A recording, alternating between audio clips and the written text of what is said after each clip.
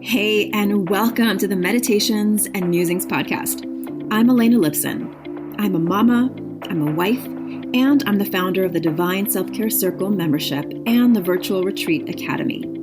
I don't believe that you have to sacrifice your body, your health, or your family in order to create true abundance and prosperity. I believe in living based on the divine feminine metrics of success, and these include pleasure, play, ease, grace, and a slower pace. Each week, I'll bring you 1 to 2 new episodes. One of these will be a guided meditation that you don't have to do on the meditation pillow, and the other will be a conversation to help you access your inner wisdom, to ignite abundance, and inspire others to do the same. I invite you to join me on this journey back to the magic of a divinely aligned and well cared for you. And now, join me for today's episode. Hello and welcome to the Meditations and Musings podcast. This is Elena Lipson, your self-care coach and mentor. And I am feeling a little nervous and a little excited about today's conversation because it's one that I've had over coffee with girlfriends. It's one that I've written about in my journal. It's one that I've talked about with fellow moms out there, but I haven't recorded a podcast about this specifically. Now, a while back, I recorded a podcast called Are You Using Your Kids as an Excuse? And it was all about the morning practice. And if you've been listening to me at all, or if you haven't, one of the things that I teach as a foundational practice, and I've taught this for years now. Thousands of people have gone through my free training for the 3-step magic morning practice. And I believe that regardless of whether you're a mom of a baby, a mom of a toddler, a mom of a teenager, or not a mom, every single human being needs to start their first, like that little bubble of time in the morning, whether you wake up at 5 a.m. or 10 a.m. or noon, doesn't matter to me, but there's an intentionality that is very powerful that I think we can all benefit from. So in that episode, I taught how to really utilize that time, even if, and especially if you have kids, because how powerful is it for kids to see their caregiver, their mom, their auntie, their grandmother, their father, really take care of themselves first thing in the morning, to really ground and get centered and find their joy place. And then from there, start to take care of the other people in their lives. I think it's a very powerful and important lesson. Now, today, I know, as I said in the title of the podcast, I know this will ruffle feathers, but it has to be said for all the moms out there. So this was inspired by, as I mentioned, many conversations that I've had, but more specifically, I posted something on my Facebook page a while back, not too far back, but it was just this sort of stream of consciousness fueled by the conversations that I've had recently with other moms who are running and growing businesses. So we're entrepreneurs, and there's these self-imposed limits. There are also ideas of what success is in the world. There are also lots of coaches ready and willing to tell us what we need to do in order to have quote unquote success.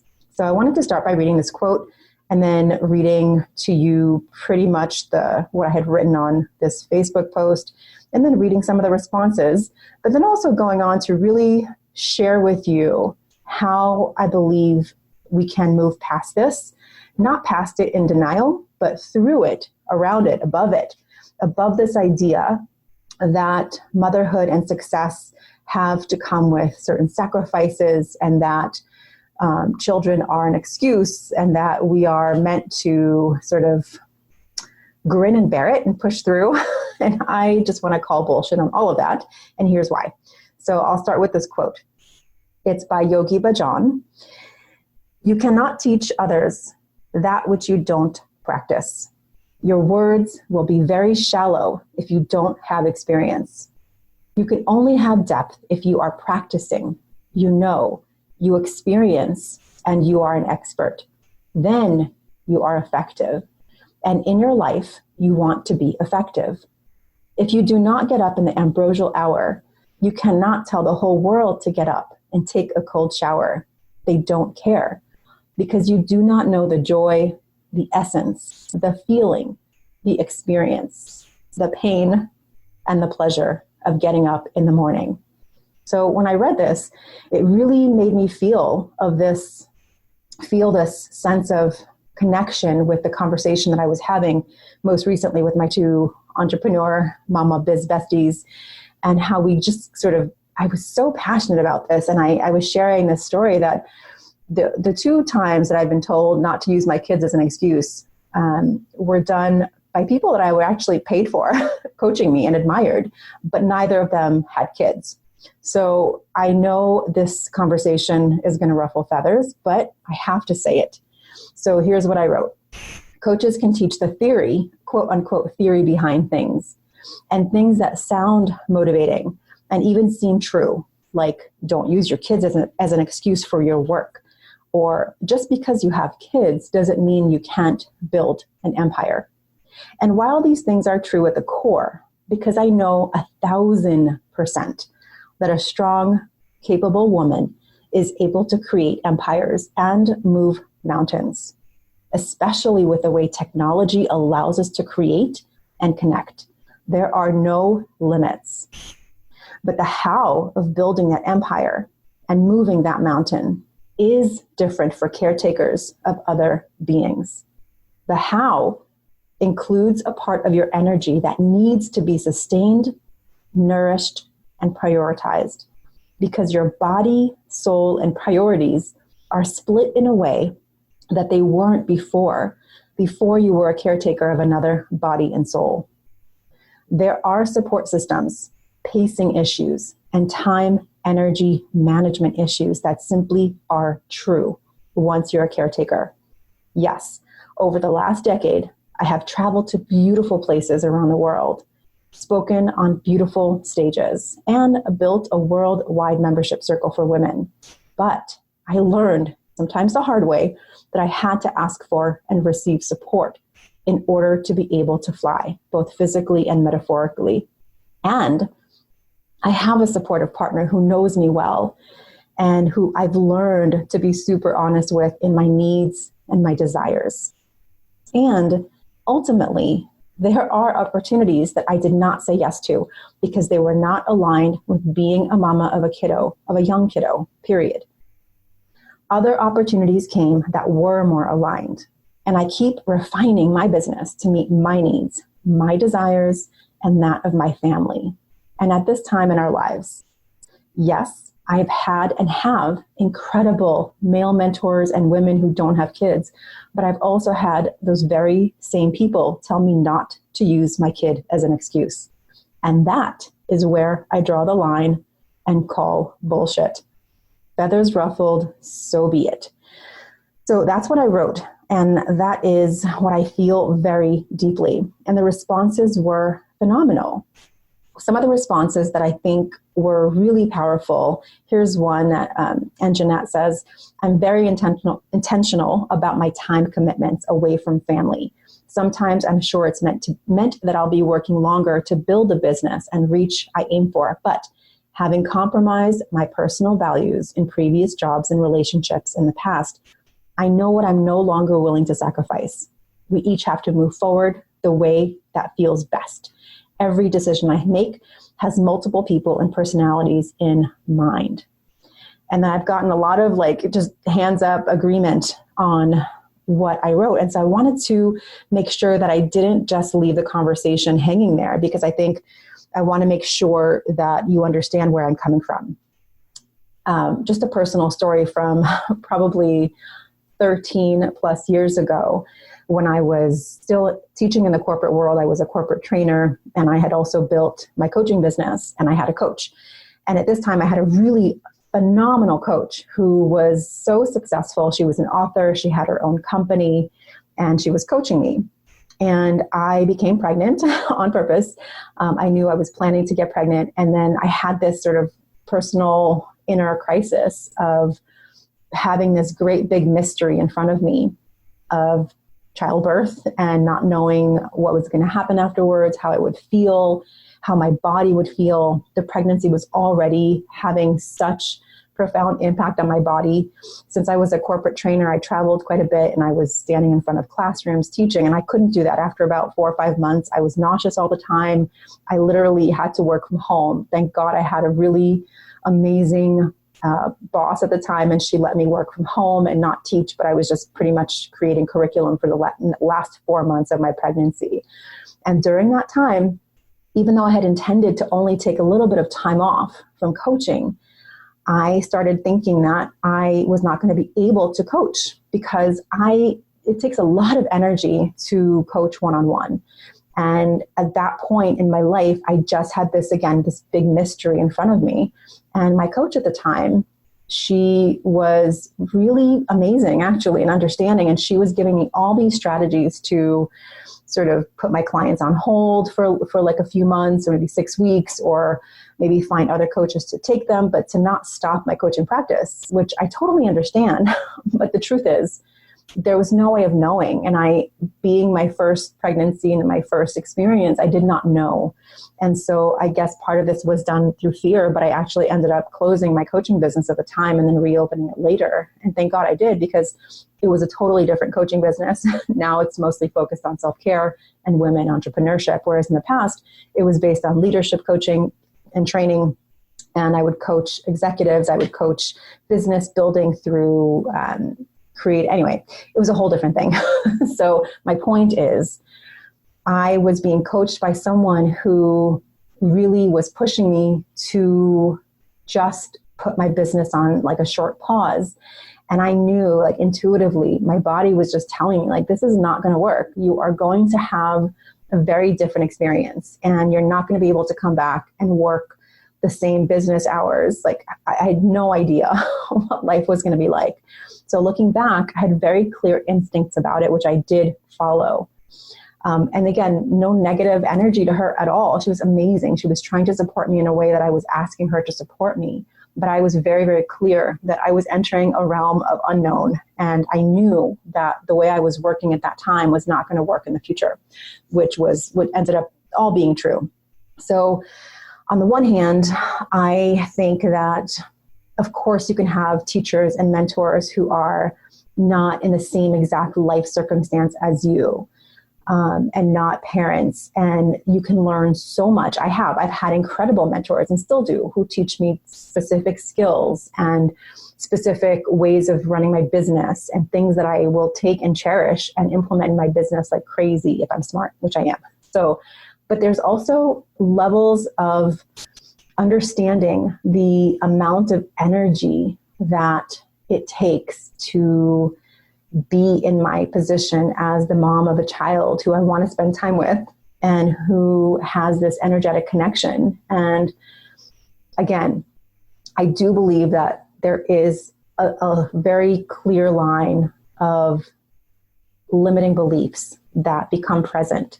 And I have done enough inner work to understand when I am limiting myself, which is why it's so valuable to have a coach who can ask you questions, who can say, okay, this is your priority. How can we delegate this? How can we automate this? How can we do this in a way that feels easy for you? How can we do this in a way that honors your family? What if you shifted these things around? What if you made sure that you were the center of making your plans in your business? How can we streamline things? So on the one hand, having someone to ask you those challenging questions who might not fully understand your situation will also release them from having the same limiting beliefs that you do.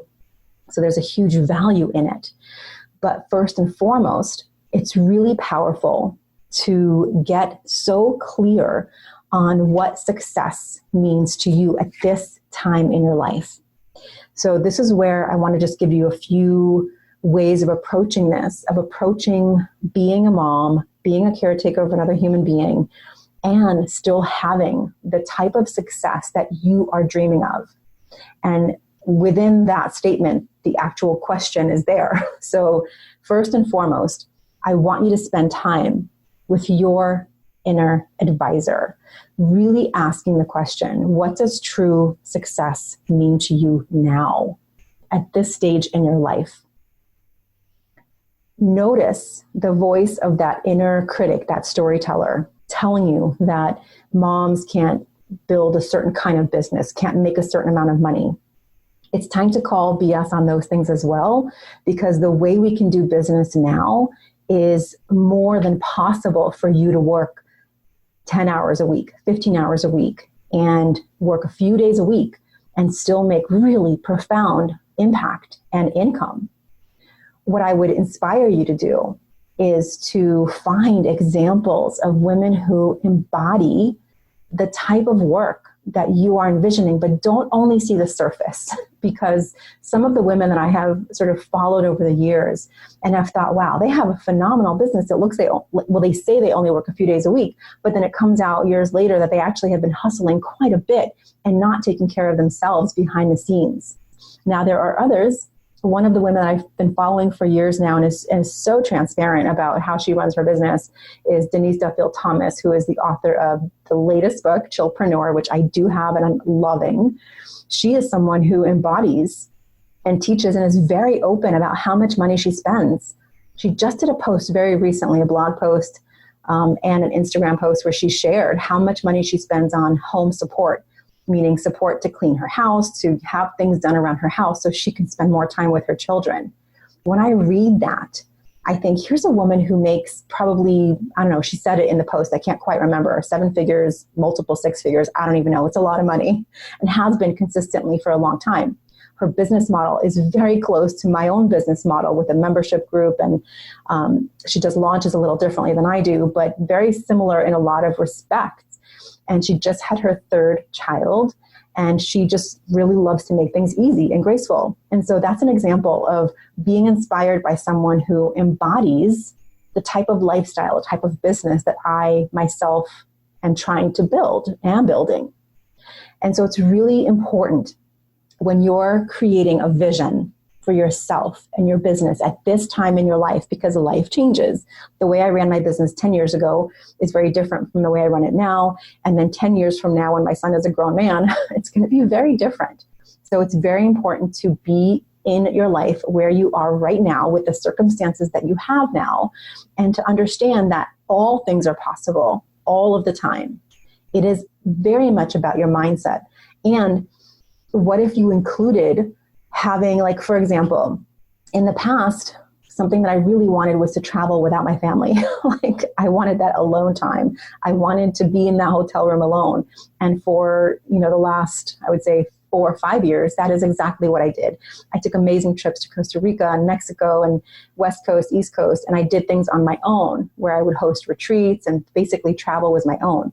Now I want to travel with my family. So more and more, I'm restructuring things in my business to be able to take more family trips because things changed. And my energy is now very, very geared towards these last sort of teenage years that we have with our son. And so I'm switching things around. I'm simplifying things. I'm getting more help in different areas. So I'm meeting the needs of my family, of myself first. So I want you to understand why I teach self-care and soul care. Because in order to be able to create in a way that honors who you truly are in this stage of your life, that taking care of yourself, your body, your mind, your soul is essential. Because from that place, when you begin to ask the question, which I'm going to leave you with today, is what does true success look like to me now? What does true success look like and mean to me now? And I say now because it's acknowledging and honoring the stage of life that you're in right now. What kind of support do you need? What kind of delegation do you have to have? Because sometimes people think they need to delegate things like time with their kids to other people. But in truth, if you were to be able to hire someone to clean your home or to do some errands for you, which doesn't have to cost a lot, it will free you up to spend more time with your kids. So there's different ways of thinking about it because we're so programmed automatically to think if we want to work, we need to outsource our kids, right? Time with our kids. But that's not always the case. In fact, if you go look up that article with Denise Duffield Thomas, again, I'm going to reiterate this because it really is mind-blowing. You can delegate the other things, the cooking of the food, the cleaning of the house.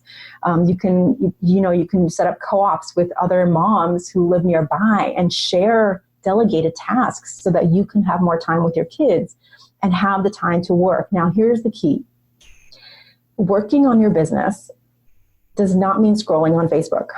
So if you spent 2 hours every day or 3 days a week, whatever you can do right now, dedicated to money-making activities in your business, you would get so far ahead of where you think you should be.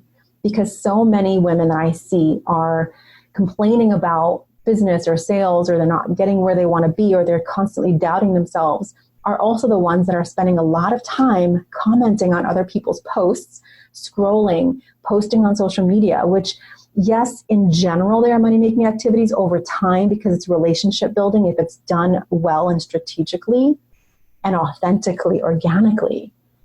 But they're not putting anything out there. They're not selling a product. They're not selling coaching. They're not selling a course. Or they try it once, it doesn't work, so they stop. But that's not the long term, right? The long term is you committing to doing it your way, to really showing up, and to doing life in a way that really honors where you are at this time in your life. So a couple of key points that I want to just pull through here as we begin to wrap up. First of all, if I have activated any unpleasant thoughts in you, or any uncomfortable thoughts in you, or anything that's making you think like you have no idea my life, I get it. I totally get it. I'm a mom. I have a partner who I've been with for almost 20 years now, who's extremely supportive because I've learned to ask for what I need and what I want, which is a huge element of boundary setting. I have a kid who is, I have one child. So when I have a client who has 4 kids or 5 kids, I cannot even begin to understand that moment in the morning where all you want is 5 minutes of quiet, but you have kids crawling all over you.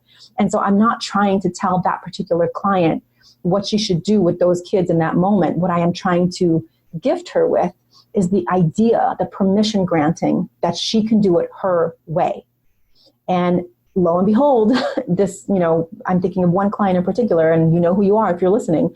She's incredible at creating that morning routine, at really incorporating her kids when she needs to, but also making it part of a non-negotiable morning routine.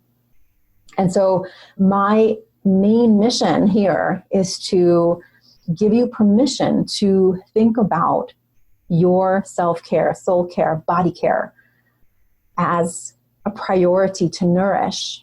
Right? And so when it comes to looking around and seeing what other people are doing, I just want to inspire you and to activate you to look at the people who are doing it, but also to understand that sometimes you're going to hear things out there. You're going to hear advice out there from coaches, from, amazing coaches who are doing incredible things, but they're not taking into account your situation, your energetic capabilities, your capacity for where you are currently with the given situation that you're in, with the kids that you have, with the partner that you have.